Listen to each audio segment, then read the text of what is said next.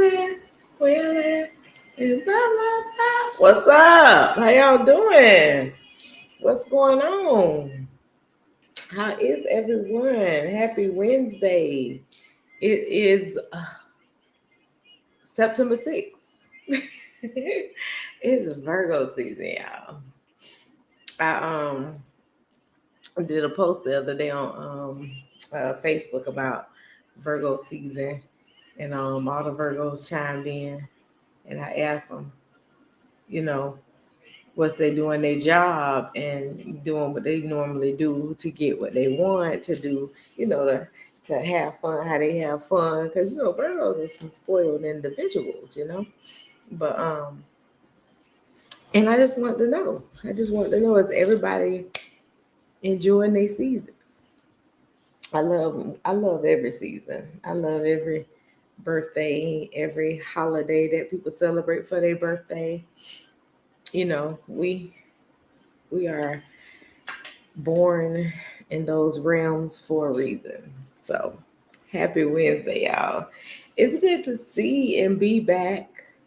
I love being on the podcast. I've been enjoying it for a number of years now. So it's just been, it's been a great ride and a great honor to be a part of such a growing independent industry. So yeah, just wanted to say that. But two, I got this little thing going across the screen because I don't know how YouTube if they hear any type of music in the background, and I don't want any issues. So I just want to make sure I put this little disclaimer up there so people would be aware that I'm not stealing anybody's music. I'm not trying to do anything to harness the reputation of anybody else or even myself, because it's not my music. I just want to remind y'all, I'm gonna keep telling y'all throughout the show, it's not mine. So I'm gonna let you know now, it's not mine now. It's not mine, baby. It's not mine. So quote of the day: we all make mistakes. Go and take your punishment, then come back and start again. Simple as that. Anybody got any take on that? Anybody got any feeling about that? Anybody feel some type of way? Feel like that ain't how it's supposed to go? Because lessons are going to be happening out in this world. Because you can't do everything without certain type of consequences and things happening to you. Now certain things, it ain't gonna be no variance. But you can't walk into every situation with the issue and not have any type of consequences for it. So, but we all make mistakes. Some mistakes just gonna have consequences. All of them don't. Some of the mistakes that you walk into, you just have you get to change and adapt how you move forward. You know what I'm saying? You feel me? That's right. That's right. You gonna feel it exactly. Like for real, think about it. Like when you think about the mistake, you're gonna like if you fumble some money, it may just be something that just happened to you personally. But if you do something like a little bit more dramatic, that might be something that happened to you physically, and you're going to feel that punishment. Because, it's not always everything isn't forgivable. Everything you cannot move forward from so easily. Some of the things that we think that we should just be like, get a slap on the hand, we probably should or could, but it doesn't always work out that way. So we just have to be prepared for the unjust situations as well. That's all I'm saying. Don't think that everything will come in and you're gonna walk into a situation where, okay, well, this works this way, but I don't have to deal with it this way because this worked out this way. It don't work like that all the time. You don't always get that dose of luck. You know what I'm saying? You don't always get that dose of luck. It's going to be times where you have to be accountable. It's going to be times. Let's see what the comment says. There's beauty in yes, ma'am. Beauty in accountability and growth. It does not. They go hand in hand. So if you growing, that means you're definitely accepting things that are going on in your life. That means that you're definitely responsible for the choices that you're making. You're not sitting around here concocting BS just to make it look good, because accountability is not a lie. So if a person is really dealing in some type of accountability and a person is really growing, they really standing in their truth, they standing in their faith, they standing in their time, they standing in their lane. Period. Period. It's beauty in it. I like that. I like that, boo. There's definitely beauty in it. So we do have to be understanding of the things that are going to come to pass when we do make certain mistakes.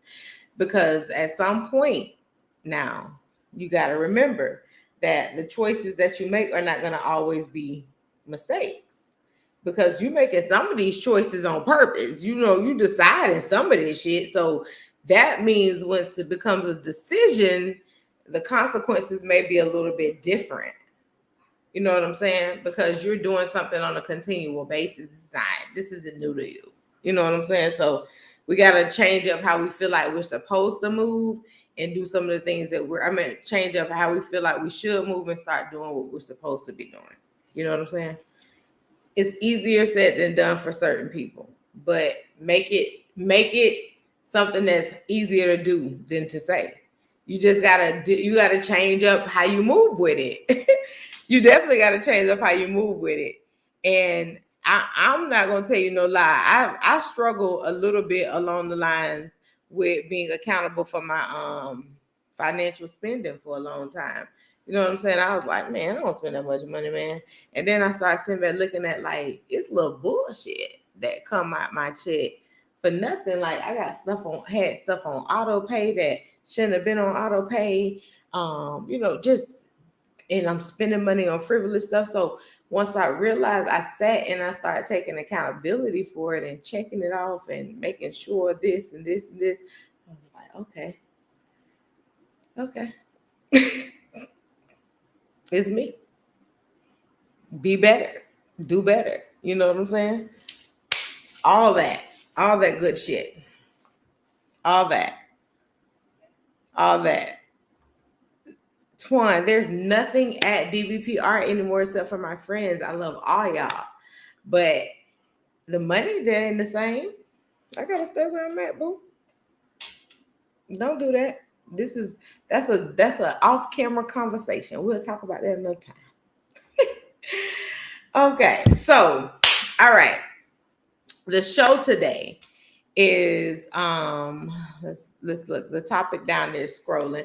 It says we're our own worst critics. And this conversation is brought to you by I was already going to be talking about things that talking about the fact that we need to stop thinking that that everything in life is about racism, and just think about the fact that it's about, a lot of it is rooted in our culture. A lot of the issues that we deal with on a regular basis is not even about racism. It's about things that were embedded in us and that were taught to us, that were pushed into us, that were reared in us. There are plenty of things that that happen to us on a daily basis that don't even have anything to do with race. It's just literally about the way that things were ingrained in our culture that outside of race, and that is money. So it's a lot of economical things that are the standing fruit as to why Black people are not getting the growth in this country that we should be getting. It has more to do with the political aspects and the money that comes behind it more than it does the color of your skin. Because as you can see in a lot of different areas now, and this is what people have to be recognizable about, just in a lot of poverty areas, there's just as many white people and Mexican people and all those other different races that have barriers in those same spots as Black people. So it's about finance. It's about where they can control. We're going to talk about that later on in the show. So that we were going to be discussing that today anyway, but that it ties in perfectly with our own worst critics, because we are definitely our own worst critics, and there are so many reasons as to why. But one of the first reasons I wanted to say is there's an obsession in this country with Black excellence, and it's an obsession between Black people and Black people alone. Um, and the reason why I say that is because we have a tendency of saying when you made it. It's a thing, it's a level that we look at when we want to say that a person has made it. You know what I'm saying? And we tend to base things in this country on how a lot of people feel about the picket fence. When you get this, when you get this, when you get this, that means you've made it. And we bait, and because of that, we're sitting here giving a lot of allowances to people who don't deserve our money, because there's a desire to say that we have made it. Excuse me. Ooh, we real on here, ain't it? I get the burping and all, y'all. Had a little wine. So the desire, I gotta put that on here. The desire to say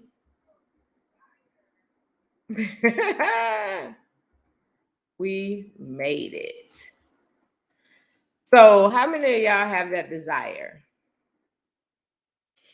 How many people that's watching the show have the desire to to say we made it?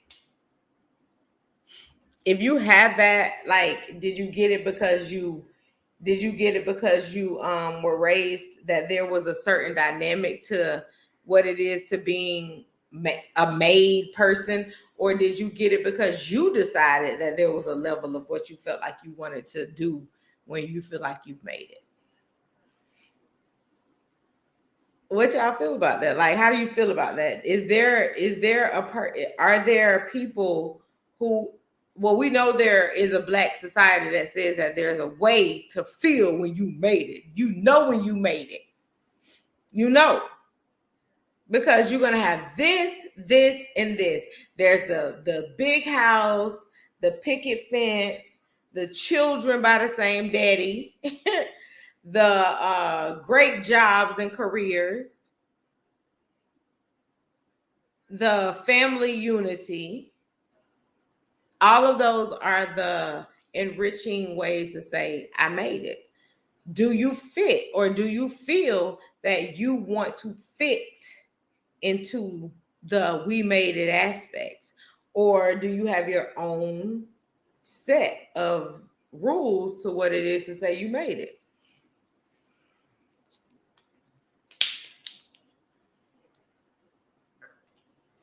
Because, you are functioning in this society. There are things that you have to do to be a part of what's going on in this universe. In this country. So because of that, we want to make sure that people have the voice to say, this is what I feel, this is what I feel. So where do you fit in that? Where do you fit in the realm of this society? Do you feel like you're trying to be in that I made it, or I'm here because this is where I landed? This is where I'm supposed to be. So I'm gonna make the most out of whatever I'm doing. Like, what do you feel? Like, how do you feel about your position? Let's see. How do you feel about your position? Mm-hmm.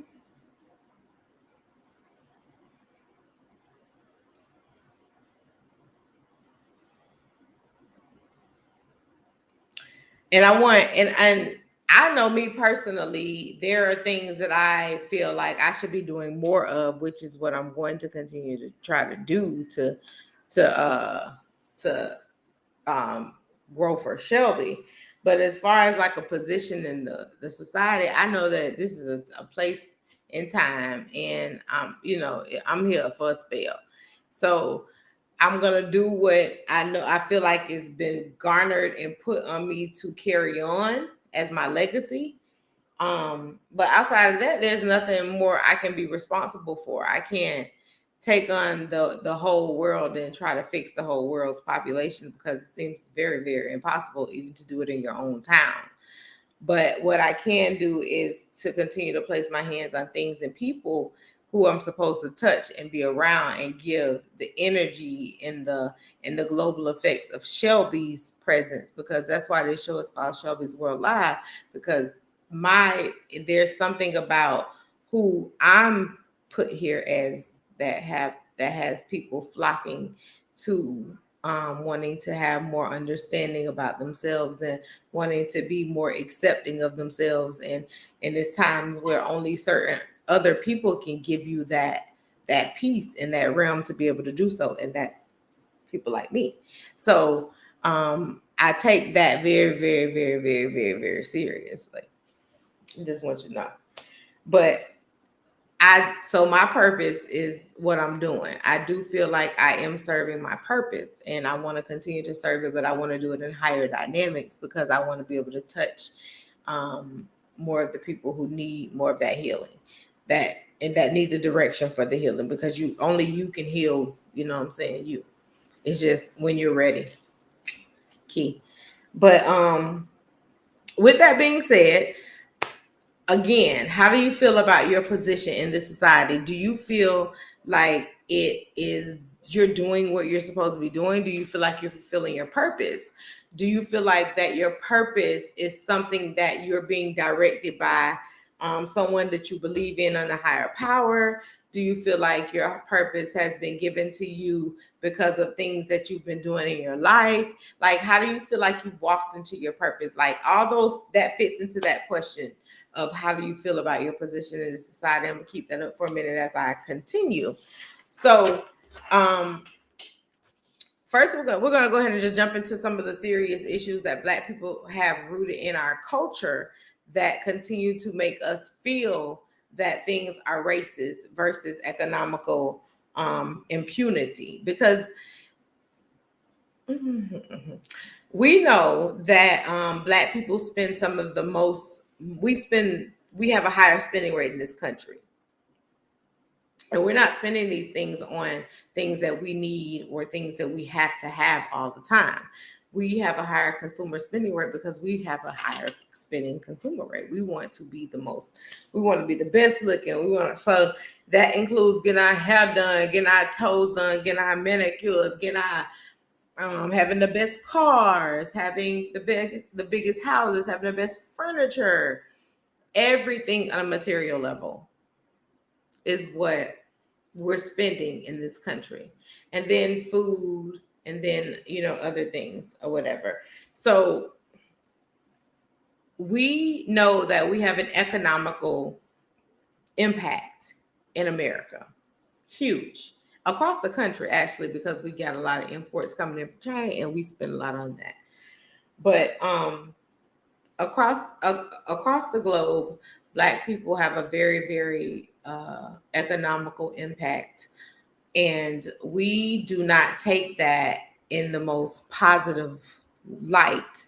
We utilize that to brag and say this and say that, but when we look on paper, we are still the lowest standing culture in this country.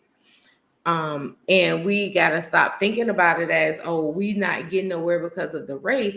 It's not that. We just don't have it's not always about race on the economical level. Let me just say that. When it comes to economics, we outshine anybody that's spending. We outshine. So if we're going to continue to be critical of people, we ain't got to talk. We talk down to people who we feel like ain't spending enough. We talk down to people who we feel like look a certain type of way. But these are people who look like us. Our criticism for each other is like a form of self-hate. Like it don't make sense. It don't make sense. It has this ill-begotten feeling of, you weren't kissed enough. You weren't hugged enough. You weren't comforted enough. And I'm hearing that more and more when I have life coaching sessions, that a lot of our people were not given a whole lot of emotional stability. And not to say as in their parents just didn't care about them. A lot of them just felt like, I'm taking care of you, I'm doing this, I'm doing that, and I don't know what more I'm supposed to show. You understand? So it's not that people aren't saying that I got this, or I'm trying to do this, or I want to do that. It's not that. It's other things. They working. People paying attention to what more of the things that you need versus the things that they feel like you have, that you want or that you desire. So it's things that matter on a other. It is things that are on a bigger scale. All right. So with that being said, we want to say why does the money matter more than color in America? And it's because of economical standpoints. We know that because of obviously racial, if it comes to certain color barriers, certain communities get a lot of money for schools. If there's a low income area, those areas get more money per student for the school than any other area, because they feel like they need more socio economical help. So it's up to how the school board and how the county divvies out how the money is placed per kid.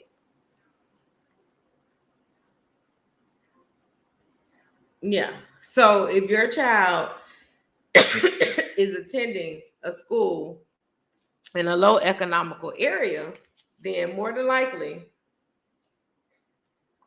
they getting the most financial assistance. So and probably getting the less education. They're getting less education, but more money for that child to get the education that they're supposed to have. So if we're looking, what is that? That's a dollar thing. The county knows that they're going to get this money for this kid. They know this. It's not a secret. And what do? They still give that child the less, not anywhere near the best, but they still get that money. And as long as they prove that that child had that push to do those things, or it shows on their report card, this is happening or this is happening, then they're going to keep getting that money. It's about money. Okay. So keep in mind that as we go through the rest of this, the conversation. Okay. All right. So now we're going to talk about how financial things help us become more of our own worst critics. And I think the thing that bothers me the most about this, because we're going to get into the Deion Sanders thing. We have an issue with everything that we find that we don't agree with. We got an issue with everything, bro. We can't just let a person just live their life how they want to live their life. If it matters so much to us what a person is doing in their life, that we turn the page and say, flip the script, fuck everything they've been doing. It don't even matter no more. Bump, bump, bump, bump, bump, boom. That's where everything is now. We are a cut them off dead society.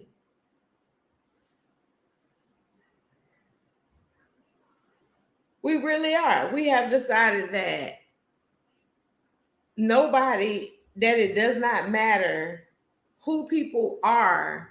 If we don't agree with it, they can do one thing. We've agreed with everything they've done in their life, but if we don't agree with one thing, they're cut off, or they no longer mean any damn thing to us. That is something crazy. But we're doing that. And so we're going to talk about Deion Sanders real quick. So everybody's mad at Mr. Deion Sanders because Deion stated that he graduated from an HBCU, and that Florida State had, helped him, get to the point where he can get drafted.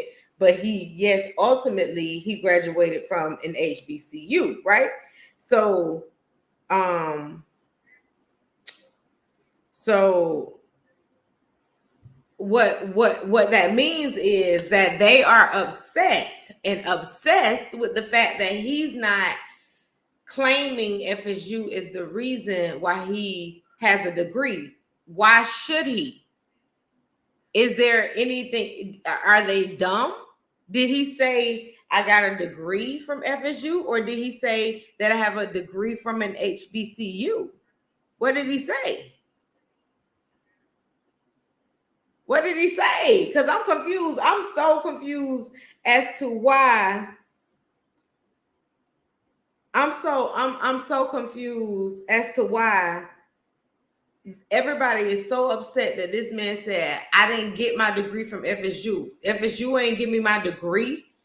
FSU is what helped me get to my, they didn't make me. That's what he said.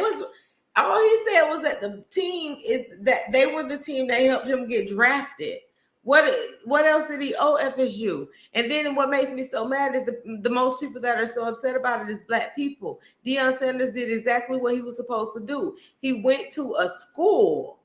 He went to a school that he knew that he can go and get reverence from. He went to a school that he knew that he could go and get money from. When he transferred over to the NFL, he went to a school that he knows that he can get drafting capabilities from. That's what he did. And he also took that initiative right on over and said, while I'm in this and making all this money doing that, I'm going to go get my degree. And he went to an HBCU and finished off his college degree. And we mad? Y'all more mad at him about this FSU BS than y'all was about when he left the HBCU. It's insane. That's a PWI. He used the PWI. And now you even more upset that he did what he was supposed to do with the PWI. He did what he was supposed to do. If we're really being honest, he did everything he was supposed to do with the PWI. And he's still doing everything he's supposed to do with the PWI. He went to Jackson State, turned Jackson State around, flipped it up and down, left it in great standing, took plenty of those boys to the PWI because he knows, because he's been in this situation. He's been in this situation. So he knows exactly what the PWI opportunity can bring to them because they're looking for the NFL. If these were just some boys that are just looking to get them a college degree and play football when they're in college, he'll leave you. He left you at the HBCU. But if you were wanting more and you are hungry for bigger to get to the NFL, he took you and put you in that you went in that transfer portal and you came over to Colorado. And he's using that PWI the same way for these young men as he did for himself. If y'all was smarter, that's what you would be looking at, the opportunities that he's presenting. Nobody's looking at that. People are thinking more about the bullshit about feelings and the bullshit about goddamn, this and this and that. Fuck FSU. That's not something he owes. He don't owe them nothing. He did exactly what he was supposed to do for FSU. That's why he gets honored. They didn't name him prime time. He not called himself that. Y'all better sit back and think about what the realness is, what's going on with this situation. That man is giving opportunity to people. The same opportunity that he took for himself. And now we sit right here penalizing this man. What man went to what other Black coach went to a HBCU and gave their salary? Half their salary, a quarter their salary, this much of their salary, all this, all that. Which one? Which one? Tell him, friend, gone big time. I am gone. You gotta let that go. You gotta let it But which one? Which one left? Why they coaching? Them, they're out there working for free. And we're leaving, and when he left that school in great standing. All I'm saying is there's been more opportunities presented than none for these young men since that man has stepped onto that campus, because the majority of those people that came over came from a school that he coached at the HBCU, because those were the ones that were eager and more ready to go to this place that he knows that a PWI is going to help them get to go to that NFL state. And it's certain levels that you got to cross. This man has done that. So we're sitting up here, we're talking down against the black man who's continuously helping black children, black boys, pulling them up. He's not tearing them down. He's not ripping them apart. He helped them have what they needed while they were at this at the HBCU when they transferred over to this PWI in the transfer portal. That's all I'm saying. I don't know what the issue is, but I'm starting to realize that we are more than ever our own worst critics. Like the attack and the detriment that we throw at one another. So I use that as my opener because it's happening daily. Y'all still attacking the man. The man got to go out there and win the first game to beat ass in the first game. Just for y'all to see, oh, this man, oh, because y'all talk so much trash. It was like an unexpected win. No, it wasn't. We can change every situation. Everything is definitely about race. We must be mindful. We are the change. So, friend, feel like everything is deaf. She said, oh, she said another.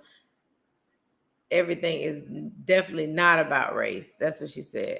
And that's true. And I'm saying, like, we really gotta understand that it is a lot of variances in this country where race is used to make other people richer. It's just not helping the people that are colored to get that money, because we got our counties and our state governors and our federal people presenting money and funds toward the poorer communities. However, they're not getting the enrichment that they're supposed to be getting off of it. It's being some BS created as to why that they're able to get these funds. They're using the black people. They're using the lower income people, the poverty-stricken people, as a way to continuously come up. And the funding that comes in, they end up spreading it out amongst each other, coming up with reasons and ways to give out raises and extra money and pensions and things like that. So stop thinking it's all about race. Stop thinking that. And that's what I like about what our big guy Dion did over there. I'm still on that a little bit. I'm glad. What I do like, another thing that I do appreciate that this man is doing, is that he's utilizing the PWIs to assist the black youth in their success toward the NFL. Like I said earlier, if they're not looking to get to the NFL, he didn't insist that they come to the portal. But we know for a fact that most of those boys that went over there and followed him to Colorado, they trying to get money. They trying to get drafted. And he knows, as a past person who utilized a PWI to get drafted, what y'all want from him. Because who mad about that? I hate to see so many people against. Man, you don't believe in state. Man, what y'all talking about, bro? State got from Dion what Dion got from state. Y'all tripping. And then to be in such a high regard for a university that has been such a racist. Let me fast forward.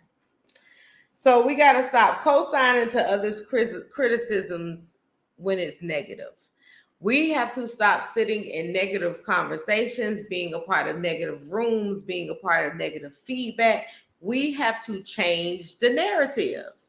How do you expect someone to respect you and you sit up here giving this long, drawn-out speech about what people should be doing and how they should be doing, and you got goddamn a whole slideshow presentation about how to be the next most powerful person in the world, and bleep, bleep, bleep, bleep, bleep.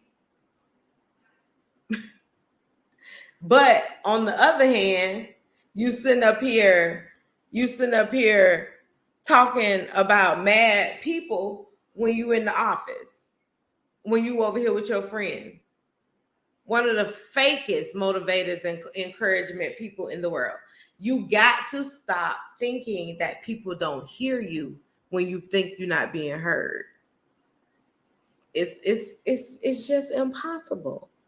We're not out here in this fantasy world. People are paying attention, sweetheart. I was abandoned. I decided I wanted and manifested what I've accomplished thus far is because of my desire to create it. To keep speak it a little louder.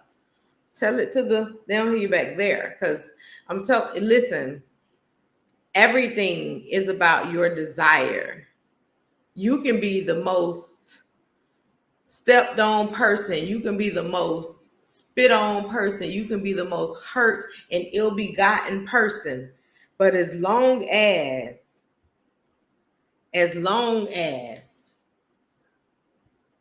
you have the desire to keep going, pushing, standing, when people told you that you couldn't make it, crawling if you have to get to standing, whatever it took, you got to be the person that creates that. You have to. All the desire in the world without no personal self-love and self-motivation don't mean a thing. And so all you have to do is just make sure you continue to push and motivate you. There's so many people that are standing there and act like they're in your corner, and then as soon as it get a little harder for you, you look behind you and everybody gone.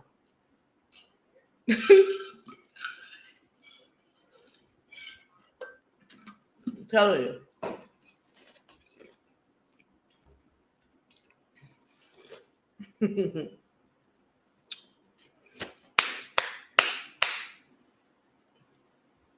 That's right. She said, my I made it is creating a legacy. Shine Ship. Thank you, friend. Of course. But it's true. We like if you're utilizing your time here for the right reasons, you ain't got no reason to question yourself. It's the people that's sitting right here jeopardizing what they here for. And then they get their shit stripped from them because the Most High say, hey, you know what I'm saying? I gave you the desire to have it. I told you that this is for you, and you threw it back in the barn.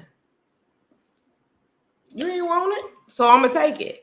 And that's why I don't play with my purpose, because I refuse to have people knowing that I have this tool, this gift, this talent, and I'm sitting up here just saying, you know what, I don't really care about that. That's wrong. I don't work like that. So we got to keep going. We got to keep pushing. We got to keep going. We got to keep pushing. We got to keep going. We got to keep pushing, y'all. I have amazing people. You are amazing. Thank you, sweetheart. I have amazing people around me that I deal with that give me positive, fluid energy. That's why I'm able to continue to do what I do. So here are the things that let me tell you some of the reasons why we are our own worst critics. There are,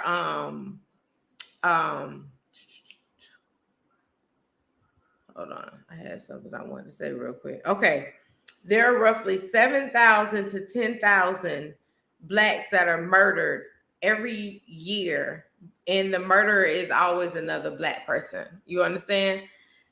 Always in that predicament. That is in the out of all of those murders, they do have the murders where they do have the things where they list out that if a person is murdered by a cop, if a person is murdered by another person, another race, if it's a gang where they have it all listed out separately, but this was this particular piece. And the reason why I'm saying that is because if we know that our community of people are killing one another, is more so because of the things in the community that they are having issues with, they ill-begotten with, they clashing with, they've outgrown the community. They don't have the means to get out of the community. There are things, it's so many reasons as to why people kill the people who they are around. It don't make sense. It don't have to make sense. It's because it's ignorance, regardless. But the point is, there are so many reasons. There are so many reasons that people do what they do. What we have to stop doing is thinking that it's easier in our areas to fix a situation when people in those same situations are the people that they see every single day. Everybody in those situations, in those neighborhoods, in those gangs, in those whatever they got going on, they're doing this every single day. So this is something like a job to them. And we thinking that we're gonna come in the community with a weekend of things to fix it without having a complete plan to change the lives. So when you get in there, you got to keep going. And so I commend anybody who takes the opportunities to go out there and say, I'm gonna be on first guard and I'm gonna do this, I'm gonna handle this, I'm gonna be the people that they run to when they need this. I'm taking the initiative, because this is not an easy thing to do. It's no longer easy. When we were children, we was happy to go hang out at YMCA or the local community center at right around the corner, Southside Park, Northside Park. We was happy to be up there at the pool, playing kickball. We was happy. We knew to be home before the street lights came on, but we was happy when we were hanging out during the daytime. There was things that we wanted to do. It's none of that. All that has changed. So we have to be prepared for the change. We got to put it out there so that they can know, so everybody can know how to not be the ones that are killing off the generation that they got to live in. If you already dealing with a whole lot of other things you got to deal with, sharing women, because they say a lot of y'all locked up and they turning gay. Then you got to deal with the ones that's in prison. And then the ones that's out in the world, they cause wreaking havoc. We got to be better. So so that's more of a reason why we got to stop being our own worst critic. We are bringing down. We got to unlearn the criticism that affects us negatively. We have to stop whispering in each other's ear bullshit. If it ain't nothing that's going to help us, stop saying it. What's the fucking point? Okay, get a laugh in every now and again. I don't care about that. But if you sitting at a table talking to your friend about something about growth and development, and that's what y'all say y'all coming to talk about, and 50 to 60% of that meeting was talking about people, laughing at people, discussing somebody else ain't worth a damn dime, you wasted time. You're a bullshitter, because you are part of the own worst critic problem. You passing on the knowledge of bullshit. We got to change that. You got to drop off all I got time for is this, when you really ain't doing nothing. I'm serious, man.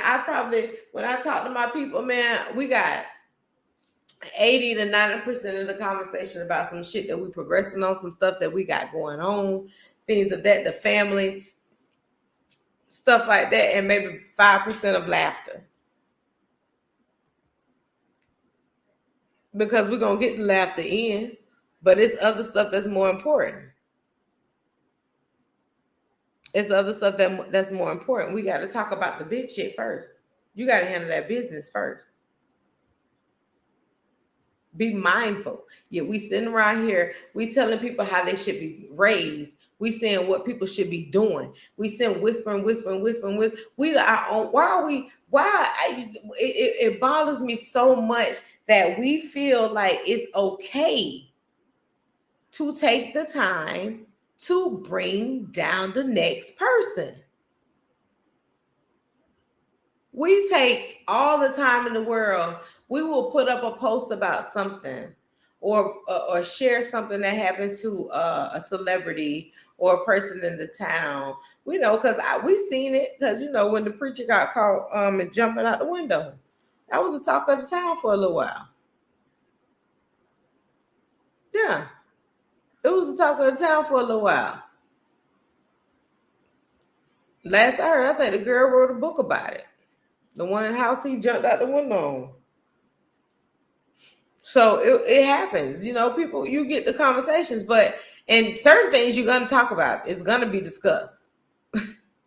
Certain things going to be discussed. Trust me. We got to have these conversations, but it shouldn't just be all about those conversations. Yes. Yes, Diallo. Yes. Mr. Simmons. We're going to have these conversations now. But we still have to focus on the retribution of what we are here for and what our time should be consumed of. And if it's being consumed of a whole lot of bullshit, you can see why you're stagnant in your growth. If it's being consumed of a lot of anti-growth or I'm not against my people, if it's not, because I'm not telling you to be pro-black, I'm just telling you to be pro-you. So if you're looking in the mirror, pro-you is this culture. So you got to be doing some things that's going to be thinking in the lines of that, because your children got to grow up in that. The family you raising got to be a part of that. Otherwise, you out here wasting time. Everything, our time is limited. We falling off every day, B. We really are. So we can't be sitting around here thinking that we got all the time in the world. Some of us in our 40s, some in our 30s, some in our 50s, some in our 60s. It's people much older than that still walk around here ticking. All I'm saying is that we're getting older by age because of this realms concept of time. But if you living how you're supposed to be living and doing the things that you're supposed to be doing, you won't even be consumed with the time. All right? You will not. I promise you. You will not be consumed with the time if you was doing what you were supposed to be doing. We got to also start realizing the difference in positive critiques and criticism that breaks you down. So, as I just said, if it's going to be detrimental, you shouldn't even be saying it. Your thoughts are just as evil as your words. They resonate just as much. Because it's a part of you. It's a part of you. It's a part of you. You understand what I'm saying? Hold on. So, it's definitely a part of you. Whatever some of the things that you are thinking, some of the things that you are allowing to come inside of your brain, some of the things that you are even allowing to come inside of your thoughts, it's a part of you. So if you thinking that this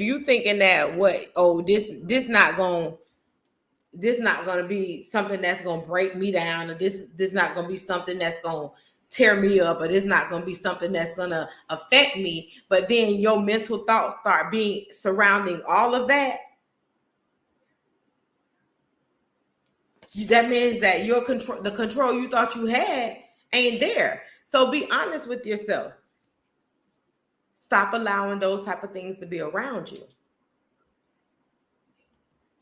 The things that you consume, the things that you think about, the things that you put on the table, the things that you open your mouth to say to people, that ill-begotten mouth and tongue is what breaks a lot of us down.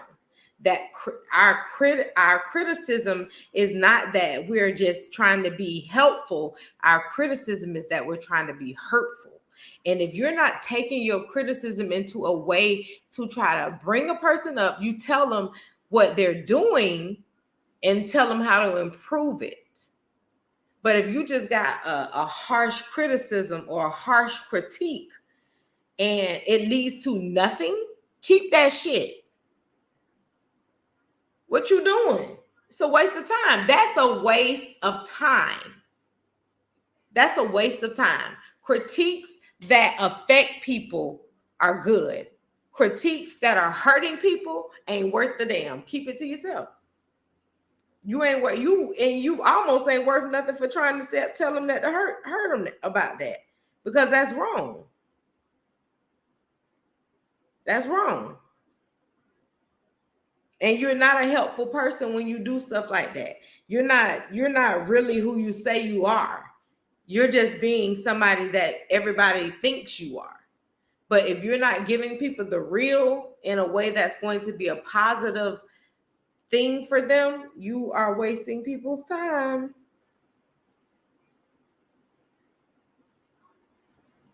You're wasting people's time. So I'm big on that. I just don't.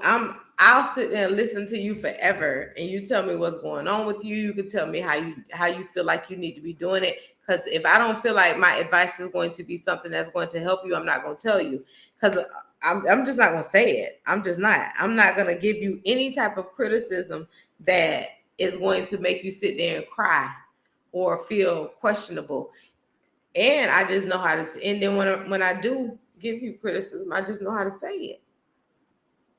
I know how to say it. I'm very, very passive with it, because I don't want you to think that I'm trying to be aggressive. The statement that's needed is going to be aggressive enough in the way the words that are used, but the way that it's said don't need to be harsh too. You know what I'm saying? Why all of it got to be like that? I'm already got to give you the message and let you know that this is what you got to do, and I don't want to hurt your feelings in the process. That's some BS. I'm in the wrong position. I need to just step back and not even be a part of this part. The self healing and self love and all that shouldn't even be my lane if I'm that type of person. All right. So that's the same thing for you. Stop putting yourself in positions where criticism is going to come your way that you're not willing to be able to take. She said I'm more assertive with it. Ooh, I like that too, then, friend. I like the word assertive. I'm just not aggressive. I like that. I could be assertive. I like the word assertive. Thank you. But we definitely have to be receiving. We have to be able to give the message, and we have to be able to receive what comes after we give the message, because everybody that you give that message to is not going to be willing to accept your message. They may not even want to talk to you no more after that. I'm dead serious.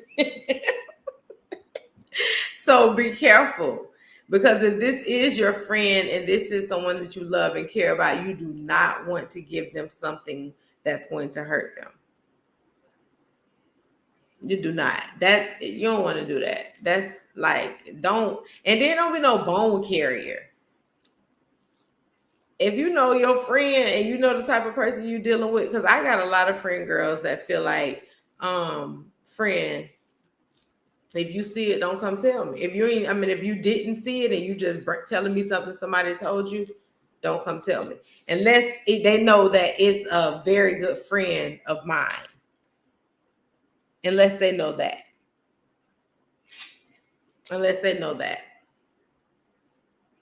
But if it's just somebody that you just coming to pass a message from, don't do it. Everybody is not going to receive things well. Think about that before you pass on these messages to people, because your critiques about how people are and how people live and how people take their lives and how people treat their children, how people treat their man, all that shit ain't even be wanted, but nobody don't care. We're gonna do what we want to do anyway. We're gonna live how we want to live anyway. We're gonna go where we want to go. We're gonna do what we want to do. That's why people done started keeping a lot of the things to themselves, because nobody don't want to hear what you feel like what you are doing, you ain't doing it. You're not even doing it. You just talking about what you would do. I'm telling you what I'm about to do, and you telling me about how you would do it.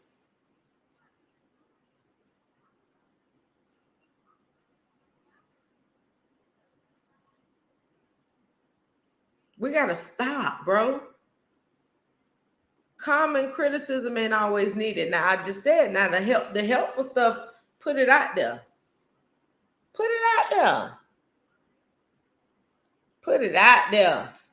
Because all I want to do is tell you, when you tell me you got something going on, I want to be happy for you. When you tell me that you want to try something new, I want to tell you to go ahead.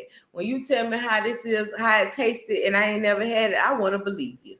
That don't mean I'm going to try, but it's just what I'm happy is what I'm saying. For whatever makes you happy. You have to learn how to stop thinking that your opinion is facts. Nobody really don't give a damn. So if we back up as a culture and stop thinking that everything that we, even these online bullies, these people that go in these comment sections and say, I'm gonna say this based on somebody else's life. Nobody gives a damn, bro. Nobody don't care. You sit on the sideline, you can't even get in.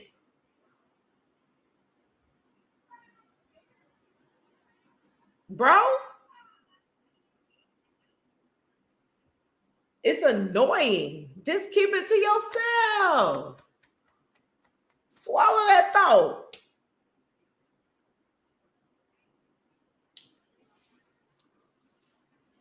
That's how I show y'all. And the only reason why I want to remind y'all again about making sure that your facts, that your critiques that you give out are wanted and received is because we all make mistakes now.